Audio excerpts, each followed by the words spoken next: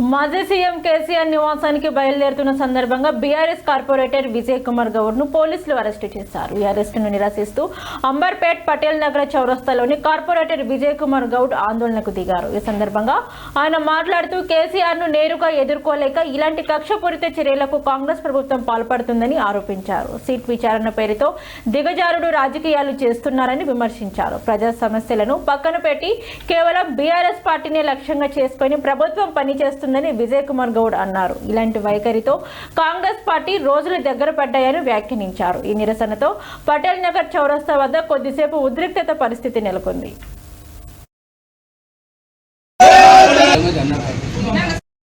నమస్కారం. ఇలా భారతదేశ చరిత్రలో ఎంతో దుర్దినము. ఈ డేట్ మనం అందరం కూడా రాసి పెట్టుకోవాలి. తెలంగాణ ప్రజలందరూ, తెలంగాణ పుట్టి పెరిగిన వాళ్ళందరూ కూడా ఈ డేట్ రాసి పెట్టుకోండి. ఎందుకంటే ఇవాళ మనకు ఒక సాడ్ డే, ఒక బ్లాక్ డే. ఎందుకంటే తెలంగాణ తెచ్చిన బిడ్డని ఇవాళ సీటుకు పిలిపిస్తున్నారు. ఒక వ్యక్తి ఒక ఏజ్కి గౌరవం ఇవ్వకుండా, ఒక పదవికి గౌరవం ఇవ్వకుండా, ఏది ఇవ్వకుండా కూడా ఇవాళ మనకు సీటుకు వెళ్ళడం చాలా దురదృష్టకరము. ఎందుకంటే ఆరోగ్యపరంగా కూడా కొంతమంది వ్యక్తిని చూడాలి. ఇవాళ తన ఆరోగ్యంగా లేకుండా కూడా మా కేసీఆర్ గారు సరే నేను మీరంతా ఇది అవుతున్నారు కదా అని ఏం తప్పు చేయలేదు, దానికి కూడా ఆయన ముంగడికి వచ్చి సహకరిస్తానని చెప్పారు. కానీ ప్రభుత్వ వైఖరి ఎలా ఉందంటే మేమందరం కూడా ఇవాళ అక్కడికి వెళ్ళాలని ఆలోచించాం.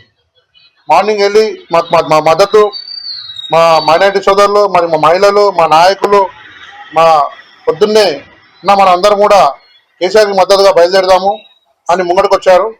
అలా మేమందరం ముంగడికి వెళ్తే కూడా ఇక్కడ మమ్మల్ని అందరూ కూడా అక్రమ అరెస్టు, హౌస్ అరెస్ట్ చేసి ఇక్కడ కూర్చోబెట్టారు. కనీసం నిరసన తెలుపుతామని రోడ్డు మీదకి వెళ్తే కూడా వెళ్ళనియట్లేదు. మళ్ళీ ఈ ప్రభుత్వ వైఖరి ఎలా నడుస్తుందంటే ఒక గుండాయిజం, రౌడీయిజం లెక్క నడుస్తున్నది. చాలా మంచిది కాదు, మంచి పద్ధతి కాదు. ఎందుకంటే మీరు ప్రజలకు ఏం చేస్తుందో పట్టించుకోకుండా ఎప్పుడైనా పొద్దున్న లేస్తే కేసీఆర్ గారిని, కేటీఆర్ గారిని, హరీష్ అన్నని వాళ్ళు ఇవే పనులు చేస్తున్నారు. కాబట్టి దీనికి మీరు తగిన పరిణామాలు ఎదుర్కోవాల్సి వస్తుంది.